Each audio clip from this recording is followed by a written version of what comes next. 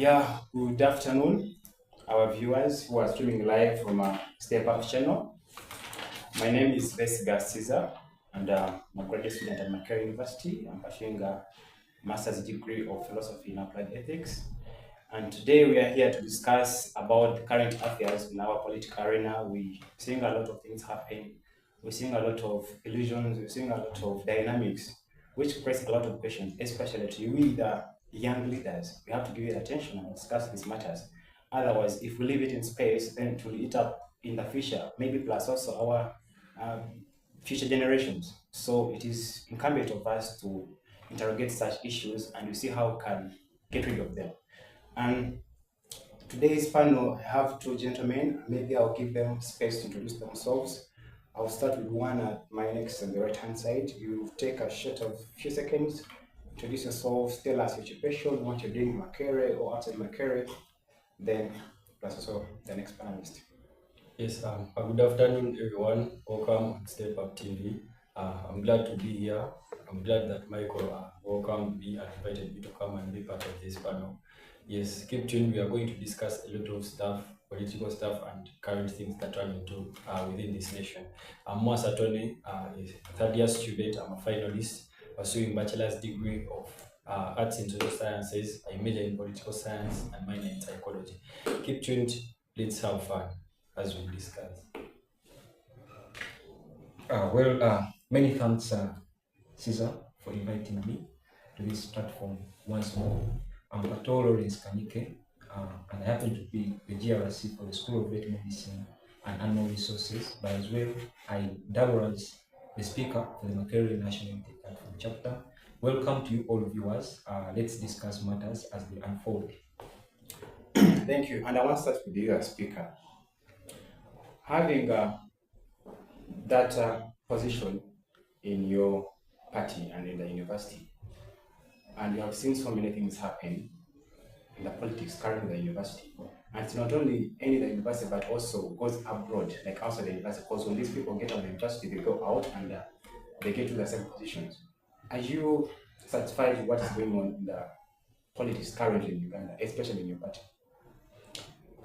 Thank you, Mr. Caesar. You said, am I satisfied with the politics and the political landscape as it unravels? Obviously, anyone with sane mind would be disgruntled with the manner in which our politics is being run. More so if you're operating in such a dictatorial regime where you have gerontocracy. We have an 84-year-old at the helm of leadership. And so we are going to discuss the matters of the unravel. You looked at the SEC elections. That only communicates much of how the magnitude of mismanagement of our nation. And to the young people out there, everyone should be worried. It should be a matter of concern, regardless of which party you belong to. The matters and the events as they unfold in the National Resistance Movement, which is now the ruling party, should concern all of us, because these matters also trickle down to service delivery, they trickle down governance, they trickle down to the welfare of the people and the community. So I think we should all be concerned. We should all be disgruntled. We should all be concerned with everything as it unravels. Maybe to the extent of the next year, what are some of the gaps you realize in the current election? There are a couple of them. If you listen to the minister the minister Mario Musi, he alluded to many of them. He looked at how the delegates were ferried, non-delegates were ferried into Kololo grounds, and they were allowed to rally behind candidates. They are moving from one candidate to the other, to even the regions where they do not belong.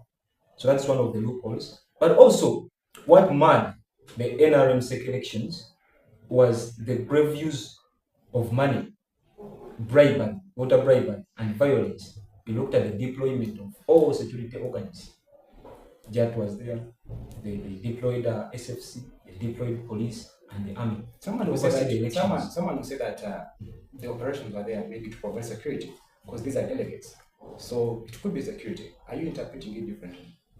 Obviously, we need security, but as you know, I'm sure you are alive to the fact that the electoral commission of the NRM is an organ of the party. So it's incumbent upon the Electoral Commission to communicate to other forces, save for the police, because the police is supposed to maintain the law and order within a political party activities. So why would you see SFC there, military there, and all other security organs? So it only makes no sense that all those security organs were deployed to just oversee an internal party process. Thank you. Mr. Masa, are you fascinated with what happened in the SEC elections? Because you subscribe to the NRM, if I'm not wrong. Are you fascinated? Did you appreciate all whatever happened? Because we saw fights even within your fellow party candidates, even to the delegates. It's not something that has been on the ground, maybe the councillors. It would be understandable, but we saw people struggling for power, splashing money, and where to get that money from?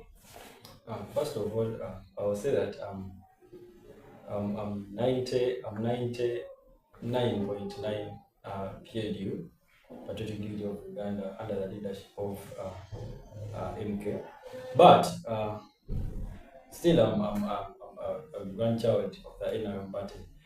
I would say that whatever happened during the SEC elections, my party was, yes, it was awful, it was not good, it was not a good picture for a ruling party to be struggling for power for voluntary positions and bribery, which is not yet confirmed, but still the opposition would use it even without evidence to brand that there was a lot of bribery there. I think we should move on facts first. When we find out that really there was bribery, because yes, we accept that if you came out and they are like money is whatever, money is being used, Isn't that evident enough? And it is not. Now we might say that yes, money has been used. I've been won or I've lost within these parties. I'm going to look for all excuses to defend my loss. I will of course say money is being used by my opponent. To say that I don't come through or they come through. Sorry to interject you. When you say that those who are making alarms because they lost, but I realize some candidates, they withdrew after realizing they cannot catch up with the way things are done. That's splashing money they don't have. I'll give an example of Honorable Makerere, who withdrew even realizing that he cannot manage. Before you proceed, I think the opponent that really Captain Mike had is not even a quarter of his wealth. When you compare the wealth of the man that was really competing with Captain Mike, I don't really think that can even reach a quarter of the wealth that Captain Mike has. So what am I meaning is that yes, we are talking about bribery. Captain Mike had an option of using money to see that he comes through, which the opponent did not have. But if he withdrew for the love of the party, for the good of the party, why are most of the candidates withdrawing from the SEC positions? It is because of the love for the party. How strong are we going to keep our party running? Of course, you understand politics. People tend to attach emotions into these things, and this is why we are seeing people fighting over positions that are voluntary. This is why we are seeing people fighting over nothing. Why? They attach emotions onto these things. So people that are withdrawing out of these positions are not withdrawing because they don't have enough money to fund their win, not because Captain Mike really has enough money to fund almost every delegate that was there. But he withdrew for the love of the party, to make sure that NRM keeps strong, to make sure that NRM keeps moving. And this takes one to have the knowledge, to understand that there is a lot to do. There are people out there to serve, and we have purpose into why we are really taking on these positions. We are not taking them for fun, we are not taking them for status, we are not taking them to feel good, but we are taking them with capacity and capability of really serving. So this is why I might attach the reasons to why they are withdrawing. But if you attach money that really they withdrew because they thought they can't give money to people, I think really that is a very wrong claim. It becomes disturbing when you say that they withdrew because of the love they have for their party. If it was because of the love, then they wouldn't have made alarms. Mike Mukula made an alarm. Is it still love for the party? Mike Mukula didn't. Actually, if you made an alarm over what, first of all? It was not satisfied by the criteria and all the organization. The moment you hold the hand of your opponent and you raise it in the general public, it means that you have really given this leader to the people to serve them. Pictures are there, video photographs are there. He held the arm of the opponent and he rose it in front of the president the chairman of the party in front of all delegates, rather than going into competition and really using money as people are claiming that money is being used. It is not confirmed yet, but of course, in a college vote, anyone who understands how politics really run, it is kind of difficult for you to win sometimes at any level. Let it be into this university that we are right now sitting in. At any level, college votes are. You might find that such characteristics and elements tend to appear, and it is unavoidable. Thank you. Honorable Kanyike, I want to ask you,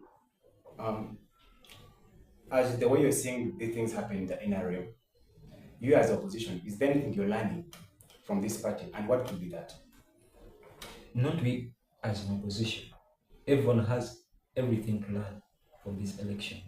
For a particular case, what are some loopholes you think you're going to harness so that you can maybe break NRM down? We should prepare our backs for the worst, because this is just going to be a replica of what is going to happen in the general election. Collegia has alluded to the fact that these people are so patriotic, and so for the love of the party, they decided to step down and allow the others to take on the mandate. But then it only baffles the mind how the Honorable Mike Mukula, after exuding the highest level of disgruntlement, the highest level of aggrievement, and then he says he alludes to voter bribery, he alludes to failing of delegates somewhere else, he alludes to delegates lining up from one line to the other, which region they do not belong, and then he steps down and says, now I'm endorsing Richard Calvin to take on the mantle. So if they are not genuine, they are either disingenuous or dishonest, because you cannot say that you are. It's the same thing that happened to the contestants in Uganda region, in the central region, the Honorable Uganda, after also exuding a lot of this grantment, a lot of aggrievement. Then he comes out and says, now I'm endorsing Kasoro for the position. You understand? These people are just being dishonest. But to leave that point, I want you to know that this was precedented, and I only sympathize with those who didn't expect this. We really expected this, because this is the modus of operandi of Mr. Museveni. He's always operated this way. Yeah, term after term, year after the other, he keeps on purging out the old guard for as long as we master the art of his leadership and the way he keeps on manipulating the people around him. Then he purges you out so as to bring out these other ones. You can imagine, you purge out a honorable minister for information and technology, then you bring a kick, Jonah the kick. Democracy. I understand, but it's not democracy anymore, because if you can you imagine a head of state staying at Kololo for a full night just to engage in criminality and bridging of votes. You saw what happened to Kada with Anita Among. It was all criminality. There is nothing that you should allude to as being democracy. It is not democracy. It's operated this same way, this same manner, time and again, and this is what is going to happen. And those people who went through, I want to congratulate them. But again, I want to inform them that it's a matter of time. It's just a matter of time. They also be purged out as the rest of them purged out. Does this project what shall happen in 26 elections? Obviously so. I said that this is just a replica of what is going to happen. Are you worried? I said everyone should be worried of what is going to take place. Everyone should prepare their backs for the worst. If they can do this in their internal party processes, just imagine what will happen in the general elections. That you want to stage up a conference as a national unity platform or any opposition party. Just yesterday, those people of PFF wanted to launch their party that side, and then they deployed a lot of security organs to clobber them, data them. You celebrate the disagreements that the NRM is having currently. Maybe it could be a loophole for you to harness and you get to the State House. As a senior Ugandan and a very concerned citizen of this nation, I would not rejoice and derive pleasure from one's misfortune. Obviously, I would rather encourage them to join, because we have no middle line. We have no middle line. It's either part of the oppressors or the oppressed. Those that are disgruntled, you are oppressed. The man doesn't want you. The man has just you, and is declared so in open, in broad daylight. He has declared so that he doesn't want you. You saw what happened in the next meeting when Kadaga was alluding to how he's bringing Busoga to the table, how he's a senior member of the National Executive Committee, and then Museveni says that, no, you see, you were saying someone is fighting me. Museveni is like, no one is fighting you. I'm the one who deliberated Nadiope from that side of Eastern Uganda. It wasn't your effort, it was my effort. And that's the way Museveni operates. If you're surprised of what happens, the outcomes and the aftermath, then I should be surprised that you're just making a maiden step in the political landscape. I want to ask you something. Generally, if you to picture the entire spectrum of politics, even in the opposition, we see that some things happening. We see people scrambling for power. We see different presidents fighting each other. Is politics becoming a do or die? It isn't what it's supposed to be. What it should be is a contestation of ideas. It should be a contestation of capabilities. It is now a do or die in the NRM that if you don't win a position on the SEC, because that translates into proximity to the big man, you can influence policy, you can influence, you can lobby for opportunities from abroad. You know what comes with SEC, being a member of SEC, but it shouldn't be a do or die. It should be a contestation of ideas. It should be, people have now diverted from looking at leaders, able leaders with capability, to what we allude to as celebrity panjandra. Anyone just comes because they have money, with no regard to the rule of law, with no regard to democracy, with no regard to leadership, and then they assume positions. And this is what Museveni has done to our nation. Everyone should be worried. Thank you, Mr. Kato, sorry. Mr. Mwasa, I'll come back to you. In relevance to what happened and what's happening in the entire part of NRM, which is, I think, even purely is in the same circle. What precedent are you setting that other parties should learn from you? Do you think you're setting a good precedent? Yes. Thank you. I'll definitely start by telling you that I sometimes wonder with the way how people that are really in the opposition process and analyze things that go on within this nation. The bad turn into good, and the good turn into bad on their side. They have really a way of how they interpret things that go around this nation and how the government does its things. Most so if it is connected with people that are in NRM, people that are serving under the Yellow Party, they really have a way they always try to fight within their wings to misinterpret information. For example, he has talked about the judge and the police, the military, ADecade within the SEC elections. When police forces and the armed forces were deployed within their activities as the party, in most cases, they used to complain, saying that the military is intervening within the democracy of the nation, and they really tried so hard to see that they are fighting a military intervention or armed forces intervention. But as I talked last night, the other day as we are on the other podcast, we really need security in every aspect that we do.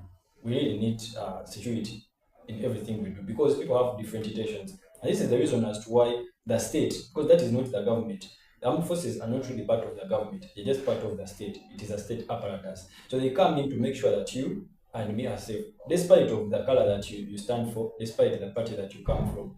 Me and you have to be safe. And this is why, and this is why, I'm coming to that, and this is why you see the police in the NOP activities, and this is why you see the police and army within the NRM activities. Secondly, in NOP activities, they deployed that. But you said that they are deployed. Himself just said that it was deployed. But what does that have to do with elections? Can you imagine there was SFC in the SEC elections? Yeah, but special forces. But then someone said the special forces of the nation were within the SEC elections of the NRM, the ruling party. Because we are having ministers around. You expect the place to be so insecure, full of people that are really unknown. You expect you expected Gorogons to be really full of typical civilians that are really around honorable ministers, that are really around the president of the nation, that are really around the first lady of the nation, that are really around people, prominent leaders within the nation. Not, they had to be there. Second, not only them being prominent leaders, they are Ugandans. There were a number of Ugandans there in the NRM activity of the SEC elections. And there are a number of Ugandans that are always there in the NUP activities. So the work of the armed forces is to protect the people, despite the fact that the president really commands the armed forces. Yes, he commands the armed forces into what? What exactly does the president command the armed forces into? Into who?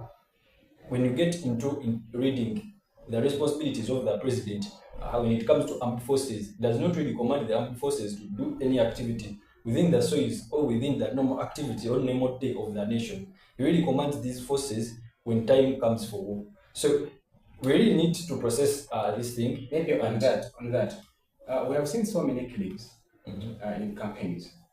People are shot at and they die. So whom should we blame? Should Actually, we blame the police or himself, he said blame the that. operator? Himself, he said that. He reminded. He said that when you asked him about the do or die in politics, he generally branded it upon NRM, which is not the case. We shall remember, and history has it, that surveillance and intelligence discovered that it was the NUP honorables, members of parliament, that were really involved in the massacre genocide. People were killed. People concluded on that matter. Have they concluded on that matter? If they are not concluded in that matter, why are they even involved in the saga? Obviously. Okay. Let's not go there. There is nothing like obvious. Why are their names really linked to the genocide? Why were they doing this? I told you, if I'm an opposition leader, if one day I come up and I'm really seeking for power, if I don't find anything to criticize about the government, I create one. Because why? I have to criticize the government to win the numbers. And I believe NUP really believes in the democracy of this nation. Rather, they wouldn't be wasting time putting posters all over the streets and fighting for these positions. That is a sign, number one sign, that they really believe in the will of the people of the nation. So they really believe that democracy really works within the nation. Why? They are trying to fight for the will of the people. They are trying to fight for the love of the people. And this pulls them to the extent of getting gunners, of getting gangsters to go to massacre and everywhere around the nation to brand that the nation is really bleeding and people are being killed and people are being done ABCD and ABCD. Why? They are creating points of criticism. So I really don't believe that in NRM only we have this situation of do or die. It is also in the opposition parties. Well, before you go further, you try to dodge my question whether you're setting a good precedent for other parties and the coming parties. But I also want to ask you, one thing. Honorable Minister Chris Williams, the Minister of ICT, he released an audio and he said that they fetch the courage, non-delegates come and they take part in the elections and they do vote. What is and it? they shift from one line to another. You see them get Chisoro, because they come to Kampala, they vote many times. Because it may not be rumors, because people are telling us are part of that, So what is your take on that? I don't believe that because who is supposed to learn from the opposition parties if they are to learn? We Ugandans we support. But what is your take on that particular matter? Carrying and delegates come and vote. Then that is the weakness of the electoral commission of the NRM party, and you can't brand that entirely to the party. Why? It's an organ of the party. Yes, I understand it is the organ of the party. Every organ might have its own weaknesses. You might find the financial organ having its own weaknesses. You might find the electoral commission having its own weaknesses. But then, it is upon these mistakes that we learn from. And I don't expect the opposition party to learn from a point of view where they are really criticizing everything that they see. And then, if people are really moving from one side to another, then who is there? Because as we know the democracy of this nation, of any kind, we have agents that are really put in place to make sure that transparency is really looked after and to make sure that everything is clear and safe. So when the agents of the people that are standing for these positions really considered that there are people being moved from one line to another, then it was upon their responsibility to make an alarm to the electoral commission that ABCD is being done and ABCD is being done. The problem with this nation is that we think that when we stand in front of the camera, everything is done. There are no procedures that we have to follow. We don't have to follow any way of doing things. But when we stand in the camera and be like, people were being moved from one line to another, no. If then the issue is so, these people don't really deserve to be leaders. I just want one answer. Was there transparency in the completed second election? Only one answer, yes or no? Transparency is really determined by a number of things. Yes, I will accept that a few things that we are smelled fishy, but transparency, yes, was there, but not at its full best amount as it is supposed to be. Because we saw people fighting, we saw people really scattering, we saw the police coming in to calm people down because the heat was too much and they couldn't beat it, despite the fact that they were in front of the party chairman, the president of the Republic of Uganda. It wasn't a good picture and it wasn't really 100% transparent. But I think that happened to these smaller positions, Alright. that we are really not given too much Thank concern. you. Thank you. I want to go to Honorable Kato. How are you going to protect your party to avoid such illusions and such chaos that is in the room to come and attack them? What measures are you going to put on ground to avoid all this confusion? To just We are employing a method that is applicable and feasible in the 21st century. The other time I was alluding to the archaic nature of the modus operandi employed by the NRA, that you have to line up behind candidates. That's very archaic in the 21st century. It's very archaic. It is Very not. archaic, very backward. We are employing such a method that suits the era in which you operate. 60% grassroots performance and 40% committee performance, constituting the 100%, from which we shall determine the flag bearer. And so, we expect harmony and peace to prevail in our party. Now, I want to leave that, and I want to put a rejoinder on what Before you my leave comment that, has alluded to. before Okay, actually- right down, I was also writing down. I was democracy, the internal democracy there is in the NRM party. Now, there are some things that you cannot defend. Some things are indefensible. Criminality in broad daylight is indefensible. Where you have Tango Doi counting people in a line from 150, 160, 170, 180, 190.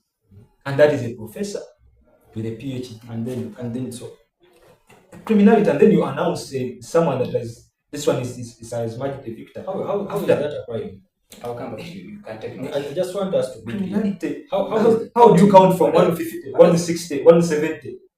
A professor of a it becomes university. a crime? It's a crime. This is what I said. This is what we. The way they process information is really technical. Okay, what should it be? now if I'm counting people, Mhm. how does it really, how do you even brand it a crime? I've counted people from 150, 160. I think it's emphasizing skipping numbers from one Skip the numbers from 160 counted once. I have the video. I have evidence from 150, 160, 170. A professor in a Okay, university. I understand. A professor. You can go on, Mr. Kato. NRM was So, I'll get you time. please, you write it down. You write it down. There are things that are indefensible. You cannot defend. That one you cannot defend. At least you can forgive the balance. You can give all these other napanjas on account of their intellectual analysis. But for people like Tango Doi, do not forgive them.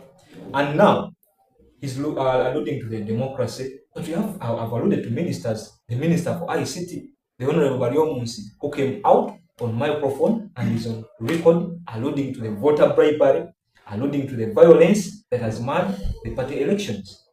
You understand? And then you cannot call that a credible election and justify its legitimacy. Where you have Mr. Museveni in the tent for a full night, just to oversee the elections to make sure that Anita Mom goes through, to make sure that the party is out, Rebecca Katan. That was the essence of the old man being there. Maybe it was supervising. Nothing like supervising. They have an independent electoral commission that is supposed to oversee that particular activity. So you have the chairperson of the party there to make sure that you there lying behind the honorable. Are you trying to mean that the presence of Mr. Museveni, it is questionable? Because he has a right. Obviously, He has a right. He has As a a right. member of the party. It's He's okay. the chairman of the party. You expected him to leave just because it It's was okay. night. Now this is how Mr. Museveni has always operated. This is rare. It's unusual for Mr. Museveni to stay there for a full night overseeing the election. Maybe it He is the shouldn't be love. worried. He's an old man. Maybe it is the love. He's an old man. He's a very old He's man. an old man that is capable of doing what you cannot do. By that time, I'll get you your time. by that time, you Mr. would Kato, have been gone, just like you said. So, I don't want to lose the point. The point is there is no democracy to talk about. Did we even have an election? We didn't have an election. It wasn't an election. It was a sham process. It wasn't an election. That you have all these other leagues, and then you only announce the league for vice chairperson youth, the chairperson youth, Tanga Collins. After all that bribery, after all those inconsistencies, that you only announce one, the rest of the youth are not announcing. Because now this is my son, Tanga Collins is my son, so we should go through. You followed up the elections closely. I know you also followed up. They announced only one. Then these others, they announced later. The other leagues, the veterans league, the elder persons league, they announced later. And up to now, we've not come up with a comprehensive plan of when the youth elections are to be held. You get my point. They have been curtailed on account of all those violence, marring the whole process. You have bribery, everything, every atrocity. It was a sham process. I declined from calling it an election because there was no election. As Museveni has always operated, he has ambusted the organ of the party, and he has come up with the members wants to be on sec. But Mr. Kato is still someone who will criticize you, because at least we have an opportunity to debate about this election, the SEC elections. But when NUP was carrying out its elections, they never allowed the media to cover them. No, That's what do you take about it? That's very unfair. It's unfair for you. Actually, it's unfair. It's unfair for the party because there was coverage. Those people that were inside, they covered you. You have the clips there. No, you have the clips where they covered the event. And even after the elections, they declared. What more did you want? They declared, and there were coverage. MPs, I was following up on a live by Honorable Madam Kunjiji was live. I was following up his live. So what more did you want? What was the instance behind refusing the media to cover the elections, if it was democratic enough? It was covered, and the results of which were declared, which do you have any contestations, then you go and appeal to the court. There is provision for appeal. You appeal that I do not agree with the outcome of the election, but everyone in the party is contented that it was a free, fair, and transparent process. So you believe there was no with no violence? There was no malpractice. Where was the malpractice? There was no malpractice. It was free, you can't tell me, fair, you can't tell me, transparent. You can't tell me, but you can't tell me you found your wife and a houseboy under your bed, and you tell me that everything was they are really not doing anything. But like, if you stop the media from covering anything within the party, then something smells fishy. There is something you really don't want the public to see. You can't tell me that there are video clips and the IBCD video clips are not that evident, because I can even cut what I want you to see and they were live with what I don't want. How you do to you cut it live? There was nothing. They were live. Why? But then if they were live, the question is, why was the media stopped from covering the election process? I am very happy with my party in that everything was in open space, in an open ground. Even if a policeman slapped a woman, it was covered. Even if anything was done wrong, it was really covered. He has taken up. You can proceed. I'll give you time. Now, like I've already said, Mr. Museveni is this benevolent dictator. He wants to create a semblance of a democrat. And the nightmare you can bring to Mr. Museveni is telling him that you abolish elections. The last time the bishop for Kampala, the later, his name is skipping my head. The last time he alluded to it, said what are you talking about? We should have the elections because Mr. Museveni wants to create that semblance that he's a democratic president, has been elected by the people, and so it doesn't matter how much the atrocities are within an election, but as long as he passes through an electoral process and he declares himself as a democratically elected president. And this is what happens in his party. You have an incumbent who appoints the chairperson for the electoral commission for which is going to announce the results for the election. You have the same incumbent who is appointing the chief justice. So even when you lose here in an election, you have to go to the courts to appeal, contesting the win. And the same person is appointed by an incumbent. So he has to adhere to the whims and aspirations of the incumbent. So there is no democracy here. We do not have elections. It is a sham process. We do not have elections. I want to say that, but please, you gave him a lot of time. You gave him a lot of time. So there is no democracy here. Mr. Museveni has acted like that. all time long, he has acted like that. But also, I want to appeal because I followed up on the youth elections, where we had most of them are alluding to all these atrocities happening within the youth elections. And then most of them were on TV declaring how Tango Doi has degraded and belittled and vulgarized these processes. That you have an old man with a PhD engaging in all these atrocities. It is very, very absurd that you have a professor from Makerere University engaging in such criminality. That you declare candidates in broad daylight, where you have rigged elections in broad daylight, and then you declare them. But probably that's why they put a tribunal and it came to a resolve. It's a kangaroo tribunal. It's a kangaroo tribunal because you remember even the case for Sechikubo and General Shani, that you had all those atrocities happening and you have the youth losing their life in bid to rescue to save Honorable Sechikubo, and then you declare, the tribunal declares Honorable Shani as the flag bearer. Can you imagine what do you call that? Is that the democracy that you want to give to this country? This is the kind of democracy they are talking about. The democracy that includes killing of people, murdering, massacre, and globally of opposition, repressing voices that even when you try, you see, Museveni is on panic, he's in the panic mode. Whenever I try to stage up, anything, even if it's an in-hall conference, it is curtailed by the police. That's what happens. That's what Museveni does. Because he cannot stand the power of the people. Because whenever we go out there, the masses come, they turn up in large numbers, and he's afraid of that image. Whenever our president traverses the nation, you see the immense support that comes with him traversing the nation. That doesn't happen with Museveni. The last time he sent his son to the countryside to try and do so, you see what happened. There was no turn up, and so they say, now you first go back. Let the old man first keep in the driving seat. But now you have an 84-year-old at the helm of leadership. We should all be worried because there are questions about his mental capacity. Obviously, we are mindful. I would rather he goes back to Chitula. We as the nation, we shall accord any support in respect of a president who has ruled us, however much we have been under dictatorship for 40 years. But we are ready to give him that respect as a former president if he decides to go back to Chitula with his family, with his because you have all of them at the helm of the leadership of this nation.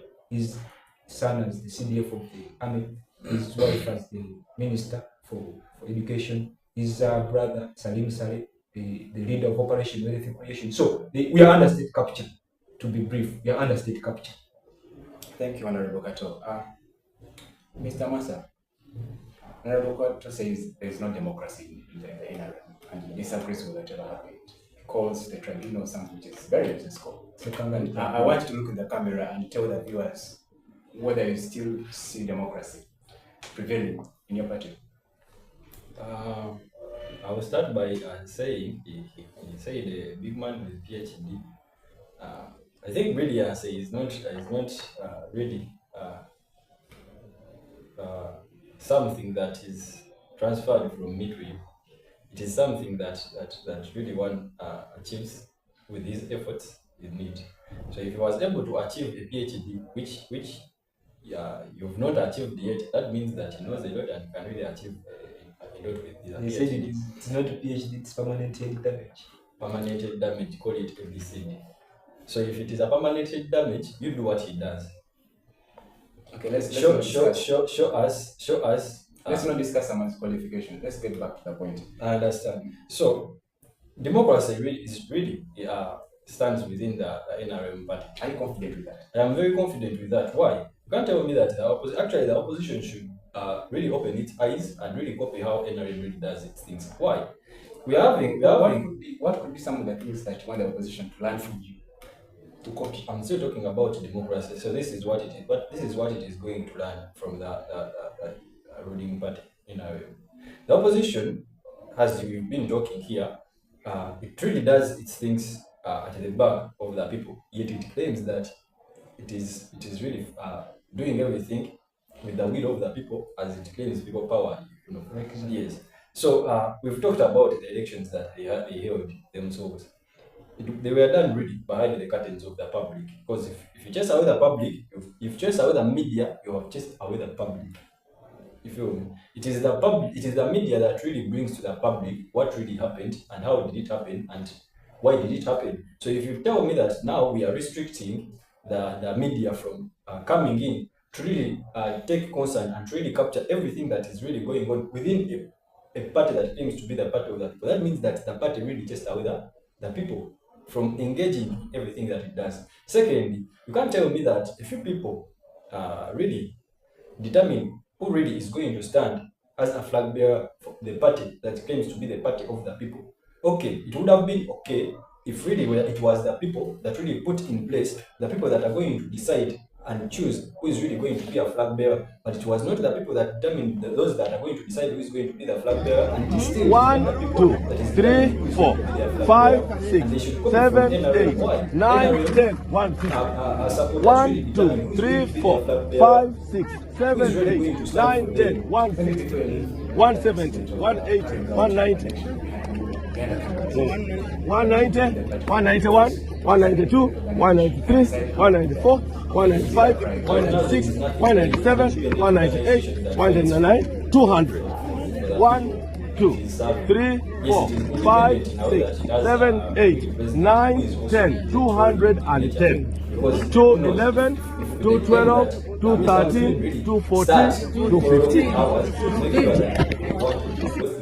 But we are having someone who is hiding behind curtains to determine who is going to be the flag bearer and who is going to take up positions. So if you weigh the level of dictatorship, who is more dictatorial than the other? Because this is done in open space. Votes are counted in open space. Even though yes, they have skipped. Anyone has a right to claim that no, you have skipped numbers. It is not the president. It is not the president. It is being unfair. It is not the. It is not Comrade to continue. It is being unfair for Comrade to continue saying that I'm asking. You have a committee. You have a committee, the election management committee, that is supposed to do the vetting process. I say 60% is for grassroots performance and 40% is for committee performance. If you think this process is not fair, there is absolutely no reason why you should subject yourself to the same process. But you think it is a very democratic process, and given the fact that you're operating in the 21st century, it suits the era with which you are operating. I'm asking you a question. I'm asking you two questions. First, did you have anyone you're supporting to come through within the NRM elections? I don't support NRM. You didn't have one. I don't support NRM. Two. I'm asking. You're taking my role. I wanted to I'm asking the second question. How many of the people petitioned within NUP that there was sort of some injustice that were done to them within their elections? But you are very well aware that at the last time we constituted a tribunal. How many we constituted a tribunal that would work on. You know why no one petitioned? Because they believed nothing was going to change. They also know the kind of leader that they have. That's a dictatorial leader that really determines who is going to be in NUP, and actually we all see it. There is a lot of, though they are trying to smear it with polish, but there is a lot of tribalism within the NUP. If you're not a Muganda, you're not even worthy of living. I'm hearing claims of Tubabole everywhere. Why would a Ugandan be claimed to be a Rwandan? For sure. Do you have anything that measures whether this one is a Ugandan or not? That means you're going to base on such claims with such ideologies to determine who is going to be an NUP flag bearer or not. Because you have this negativity within you. So secondly, I will leave that aside. He talked about purging out the people that we are old within the army, because within the NRM, because now they know that the system, how the system works and power how it runs, and they might fight the president. I'm here to say that no one is really hunting anyone within the NRM party. Why? Everything is done in open air. If you're really being hunted, if you're really being hunted, become the hunter. You hunt others. How are you even being hunted? Who is hunting you? About what? So there is nothing like one is being hunted, and there is nothing like this one is thrown out and this one is brought in because they are younger and new. everyone would like to have someone that is professional within the party. But if we are standing on principles of democracy, we have to accept that, yes, this one is a professional, she knows what she's been doing, but the people, the members of the party really want someone new. And this is why we lie behind the party, the people that really want. Why? Because we want them to serve us. However much they might be unprofessional, but we believe that they have good ideas to bring on the table. So this is why we even don't go under that, we don't follow the same processes that they follow. We follow the processes that we believe that are right. We will stand behind the backs of the people that we really want, so that everything appears to be open. Yes, it is outdated. Yes, we are in the 21st century and ABCD, but still it is in open air. I think it is more clear that people standing out, sitting in a room that no one is even in, that where even the media is not involved, to decide whether this one should be a flag bearer or not. So I believe the NRM way of doing things is more clear than how nobody does things, and it is one thing that they should really learn from NRM, being open to the people if they're really determined to serve the people as they claim to be serving. Second, he talked about abolishing elections, that Museveni does not want to abolish elections. So this gives me a question in my mind. Does NUP really believe that elections should be abolished? Then isn't that a character or an element of dictatorship? So if you're saying that Mr. Museveni is fighting to see that elections are not abolished, that means he's actually not a dictator. You is supporting that elections should be abolished. That means you're stealing the power. But you're supporting it. I don't support in a way that he was speaking, it sounded like that Mr. Museveni is fighting to make sure that elections are maintained within the nation. Maybe and in a way that it felt like he was really in support of whoever was supporting the abolishing of the elections. No. Instead of criticizing that, yes, at that point, Mr. Museveni was right. His Excellency Museveni was really right. He would have been supporting that. Yeah, he was right. He's really trying to fight to make sure that the will of the people still stands.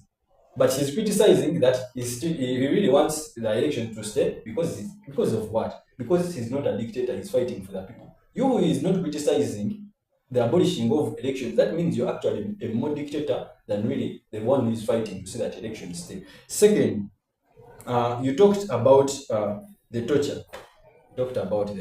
And I can't believe you on that. Yes, people are being tortured, and of good reason. NUP for good reasons. NUP, every country. Let me tell you this that you should really learn. When it comes to security and intelligence, a lot of things are really being done. It is on record that NUP supporters were making bombs and they accepted these claims and they were freed on the mass, because that is prison. It is something that can really put you into prison for a really long time. Nothing like arm twisting. There was nothing like arm twisting. They accepted their claims and departed away from the party. If they were arm twisted when they got out, how many of them that were really freed really kept on engaging within the party activities? Olivia Utara, who else? Tell me one. Yeah, very many. Tell me one. Does that mean it was only Olivia Utara that was arm twisted? Not really. How many of them came back to NUP? But these are the people that really offended the nation in a treasonous manner. And they accepted these claims. They were guilty of these claims. So, in a country that is organized with good intelligence, with good security, we would like to know who is really causing these issues, who is really sending these people to make bombs and really attack civilians, because these bombs were made to attack the people of Uganda. So, torture, yes, is there, but for a good reason. Well, I'll get back to you with telling us the reason for torture.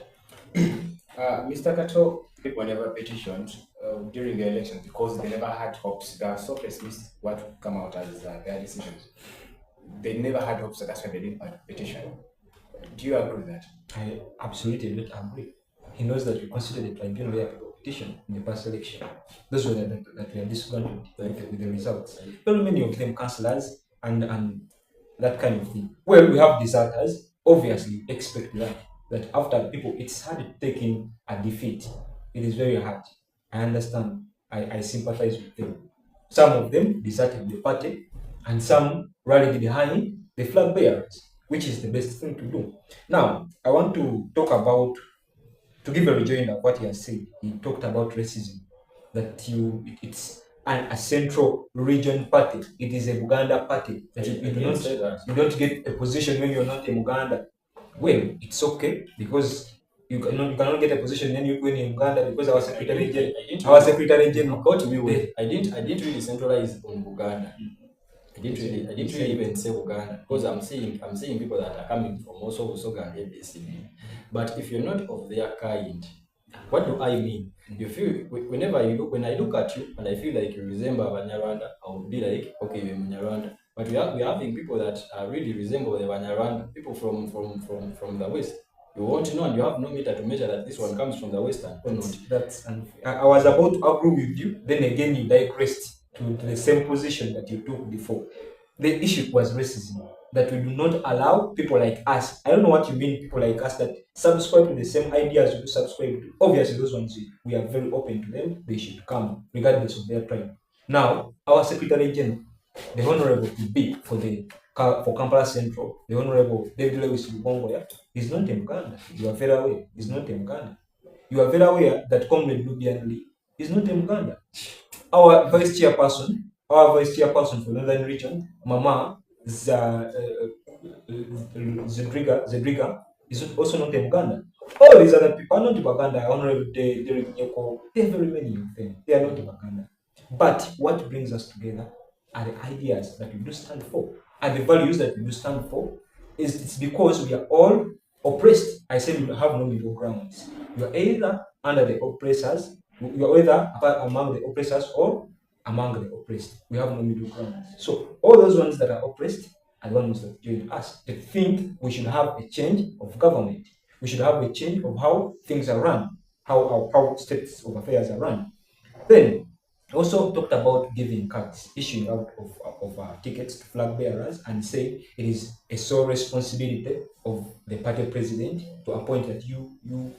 Now I want to inform you, comrade, that we have an instituted committee, the election management committee. And what makes you believe that NIM does not have one?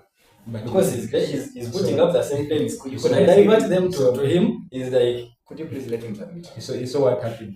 First, what you have are elections, and it's a vetting process that is recognized not only here, but all other countries. They recognize the same democratic process.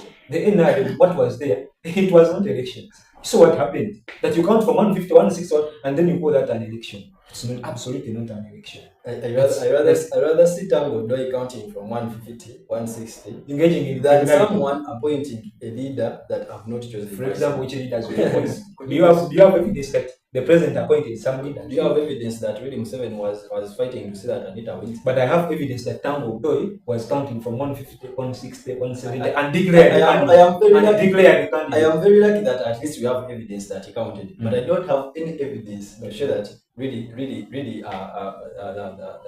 NUP we are really elected by the people. I don't have even any evidence to give. Now let's have evidence. This is why we do everything in open air.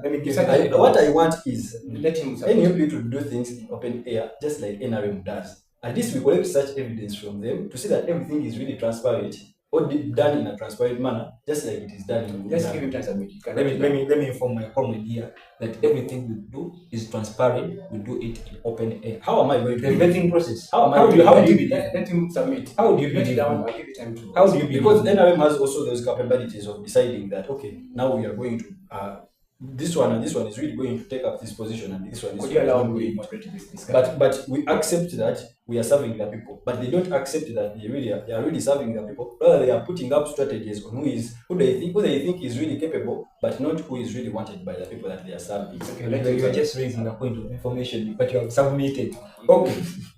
Okay. Now the issue is, I want to inform all the colleagues out there that the National Unity Platform has an independent election management committee. This independent electoral management committee has a modus operandi. How? It has a 40% committee performance, where you go to the committee, they ask you questions, the ideas of the party, the core values of the party, and that kind of thing. Then we have 60% grassroots performance. The committee sets out a team to go into your constituency, to the ground, and consult with the masses there, with the populace there, to ascertain whether you have the grounds. You understand? To ascertain whether you have the support on the ground. So if you do not believe If you think that process is not a democratic process, is not a fair process, then there is absolutely no reason why you should subject yourself to such a process. But it has not only worked here in Uganda, even in other countries it has worked. As I was saying, the NRM is using an archaic method that does not operate in such an era. It only communicates. It only communicates to the violence that the problems of your neighbor are not your problems. No, it's my concern.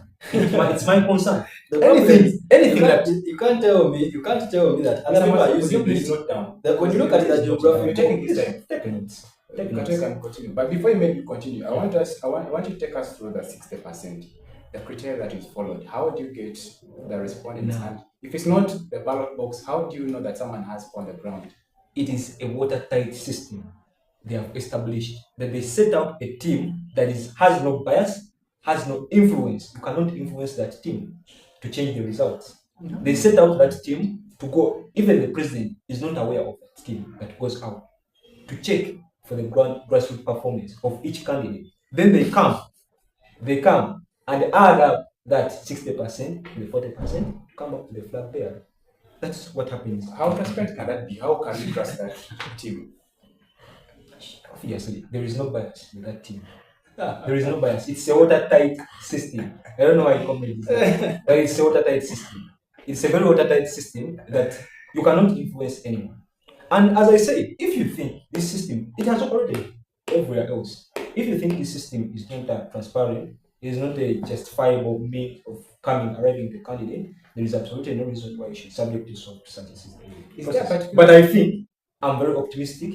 It is a very peaceful system. It will bring harmony. Now, their system communicates to the violence, that you lie behind the candidate and the hatred, and it's going to divide the NRM between lines. I want us to talk about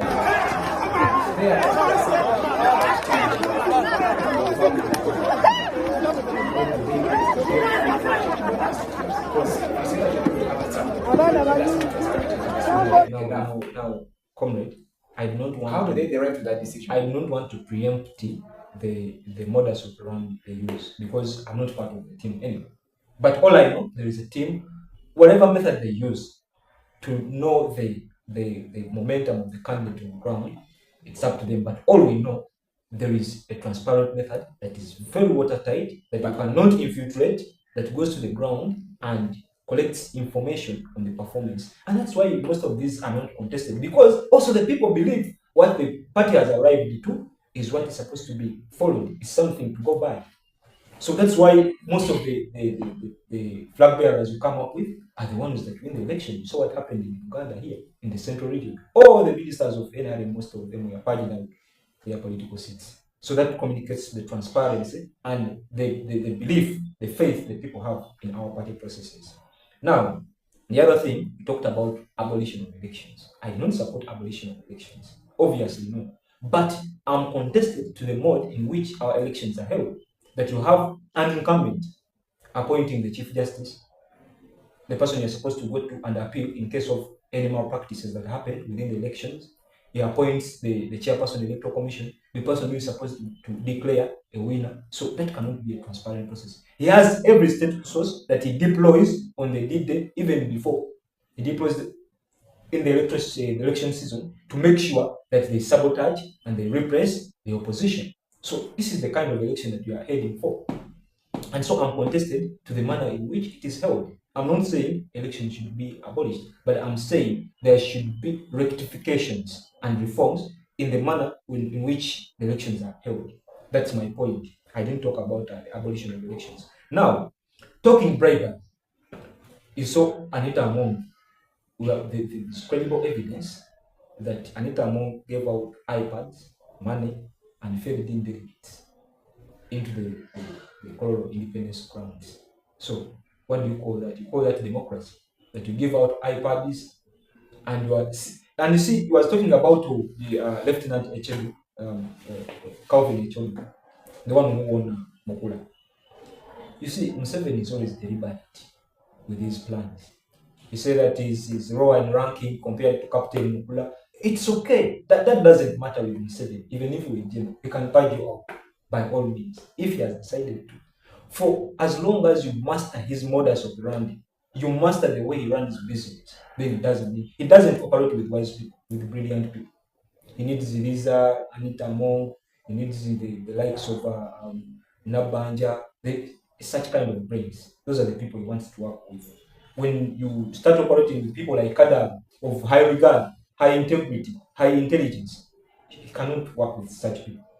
Then he talked about the prisoners who pleaded for amnesty from the president. As I said, these prisoners were arm twisted. They were arm twisted that you accept the charges, then we release you on bail, but you are killing their lives. You imagine a 20-something-year-old, and then he has a grave offense of treason, and then you release them on amnesty.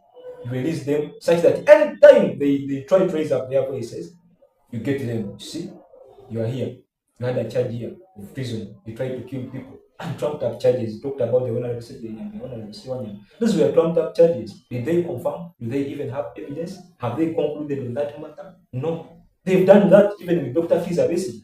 There was a trumped up charge that he was caught in rapism, but they have not come up with substantial evidence. Our president, when he was in Arua, campaigning for the Honorable Kasano, they said he had guns. They killed his driver. They said he had 2 guns. Up to now, they have not produced those guns.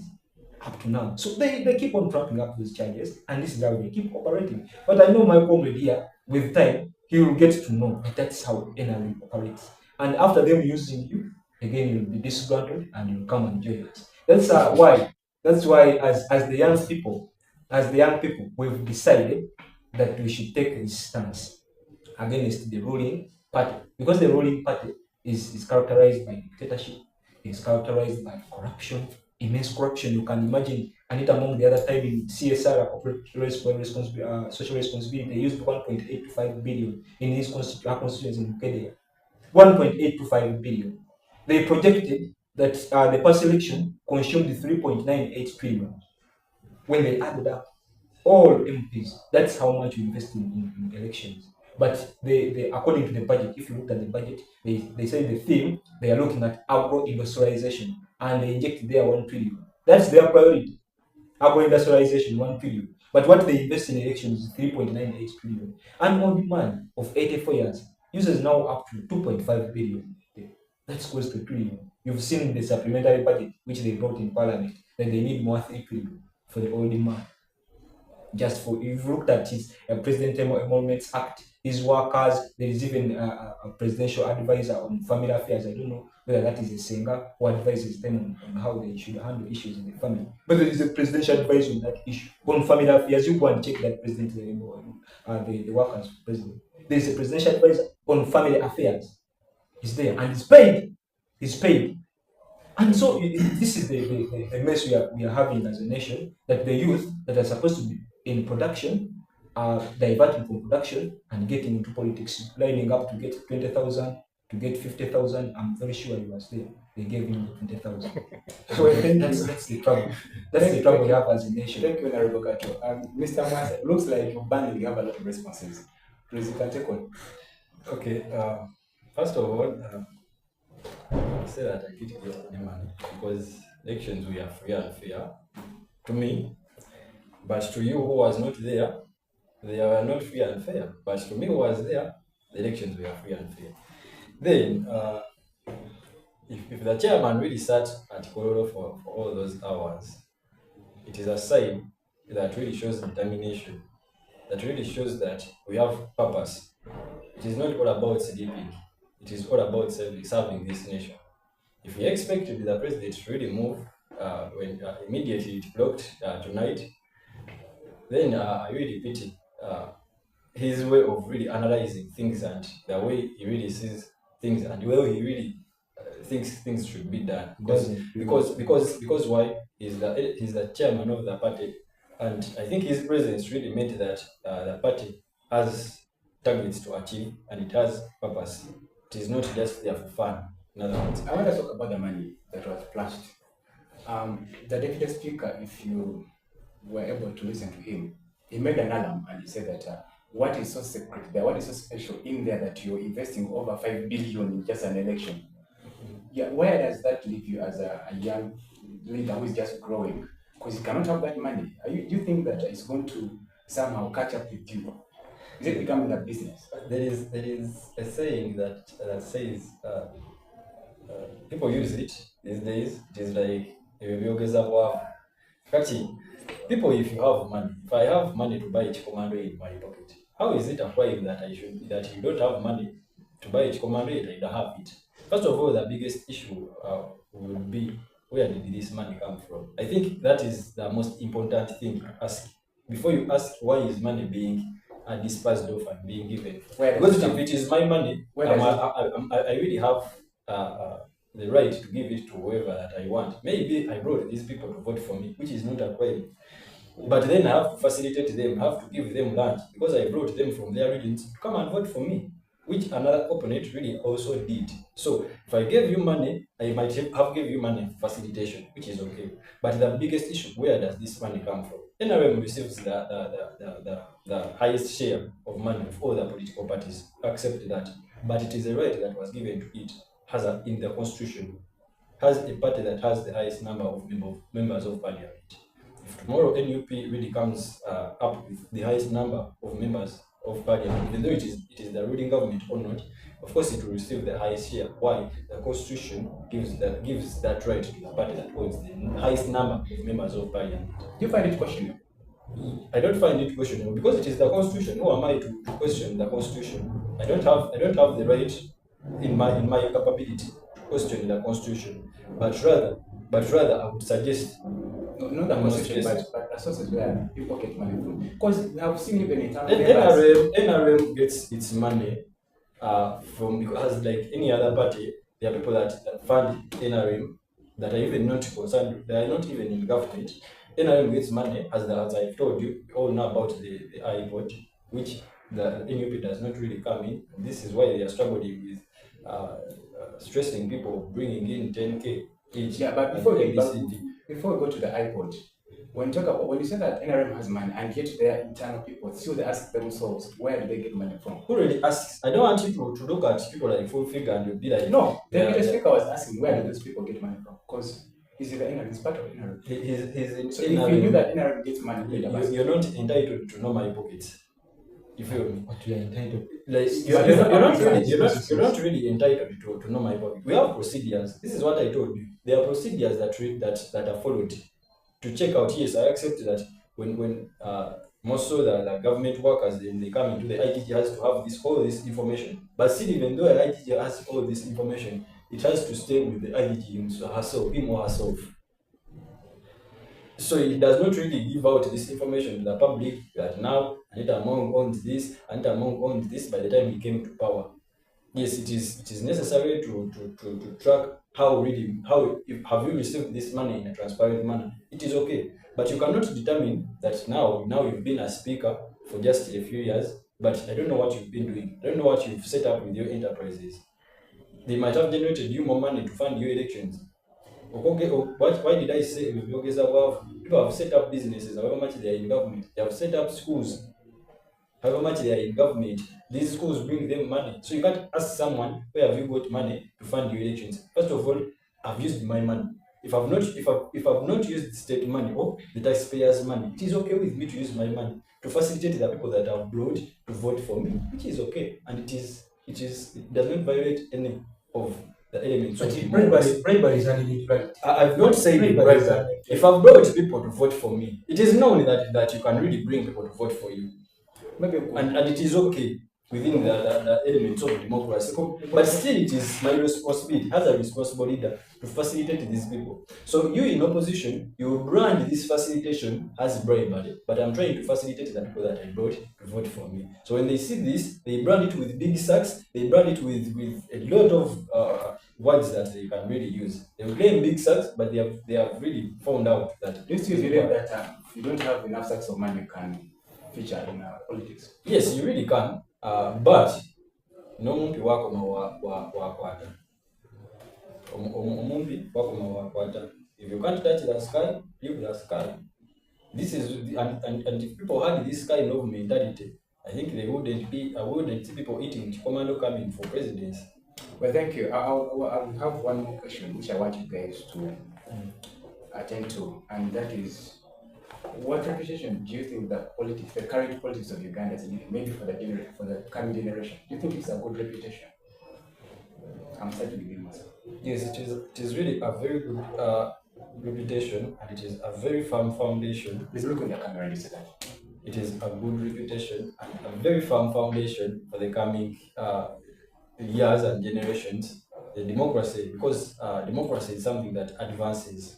Yes, we might have challenges today. We might have ABCD that happens within our democracy, but I believe with the foundations that the NRM has set up, democracy is really advancing and improving to the level that I think the NRM vision did by 1980s and 1986 till date. And this is why we are seeing, and very happy that we are seeing young people coming in within election, within to contest for positions within the government. So that means that they really are proud of the democracy that they see. Whether they would also go to the bush just like the ruling president did. But why do they go for elections? Means that they believe in the democracy. So I believe NRM has set up good foundations of democracy, and it is the same democracy that we are going to base on to build this nation to the generations that are coming. Thank you. Mr. Kato, I'll be unfair if I don't give you a few minutes to respond to what he said about the commercialization. And I also want to ask the same question. Do you believe that if you don't have enough sources of money, because it is something that is cutting across, not only in the NRM, but also in other political parties, you still believe that if you don't have money, you can feature in this politics? With the immense corruption, the exorbitant expenditure of heinous amounts of money, I don't think as leaders we are painting a good picture and we are setting a good precedent for the coming generations. I think it should be a collective effort for all of us as citizens of this country to shape the politics and the manner in which affairs should be handled. It is very simple. Voting leaders with integrity, but first of all, from the helm, from the top to bottom. We can do that by changing this dictatorship, voting out the old man and bringing in fresh blood.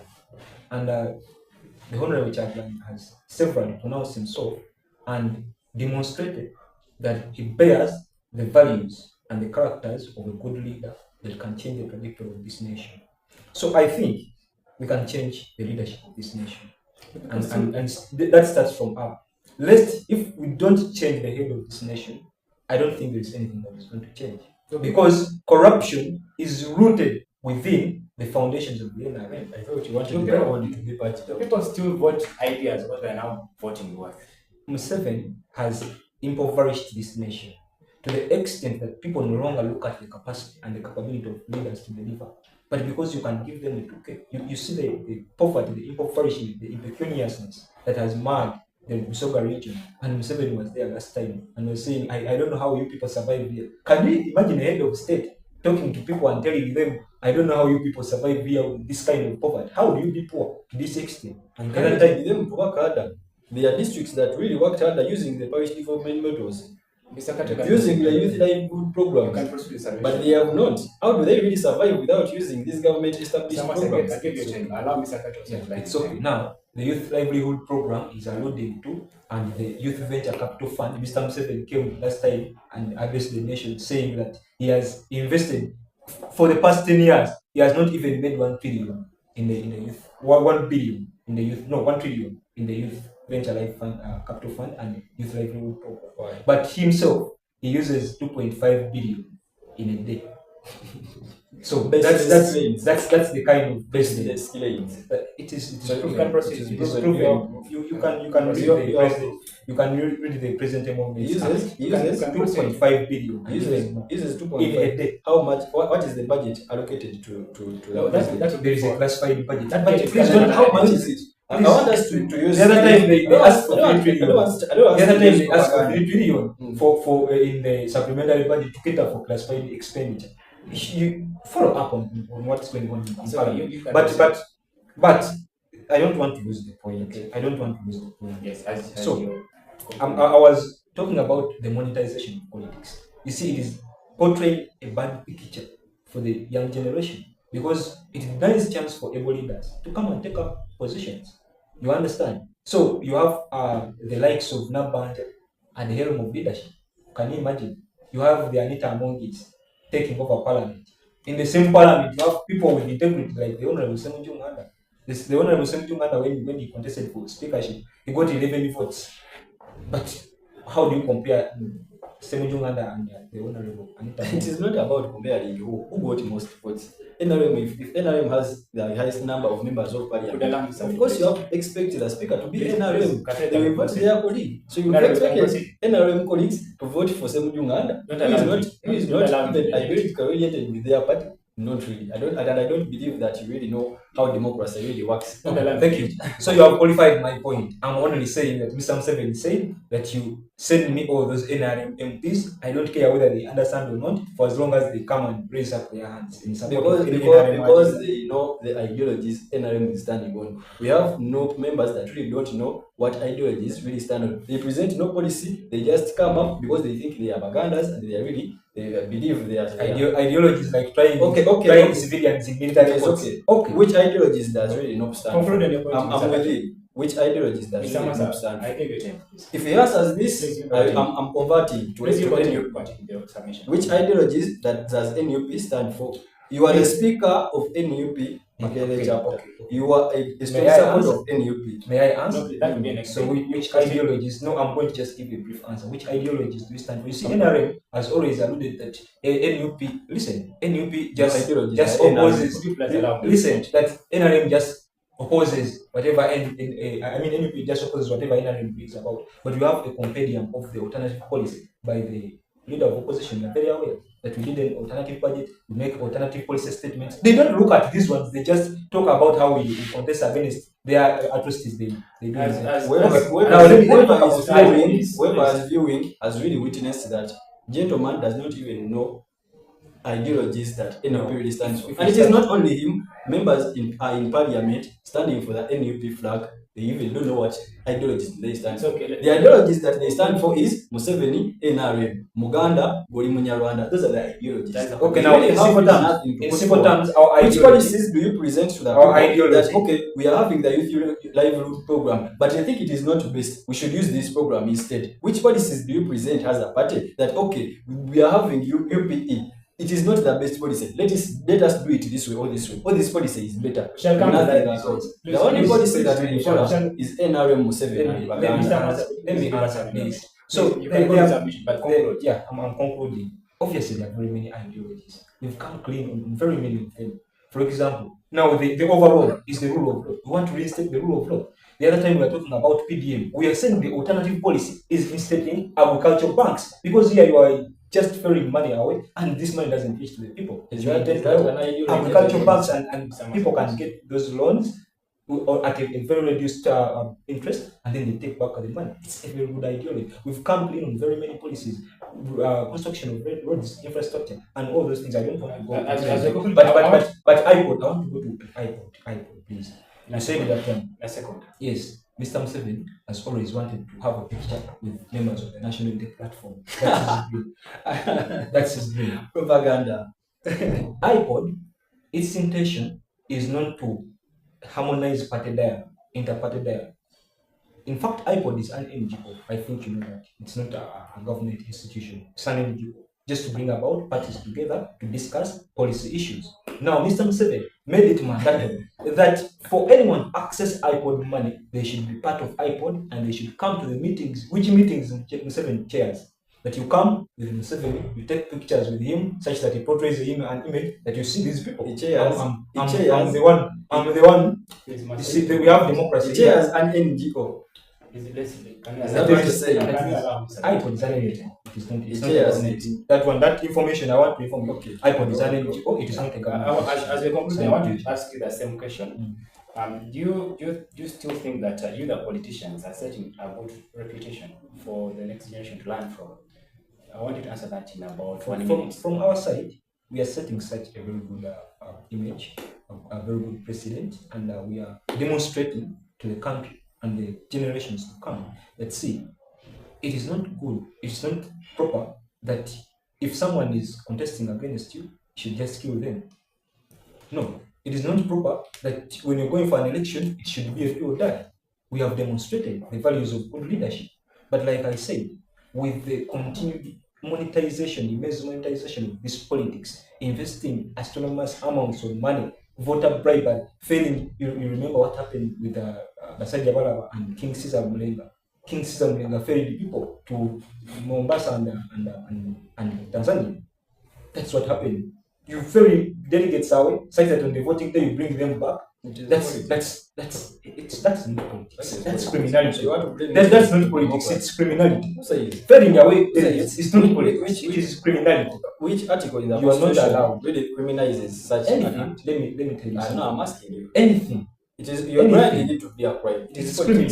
It's criminal. Listen, I'm a student of political science. I know what really how democracy really works. That you ferry people away, then that is politics. Taking away delegates at their own will, that cannot brand it to be The challenge, a crime. the challenge is that you're not allowed me to respond to you. You always interject him. I think, okay, let me give my part initially because I was supposed to conclude. Yes. So I want to call upon all Ugandans to see the light. There is mayhem that has struck our nation. And so we need to stand up collectively as a nation to say that it's enough. We can change our nation. We can change our leadership.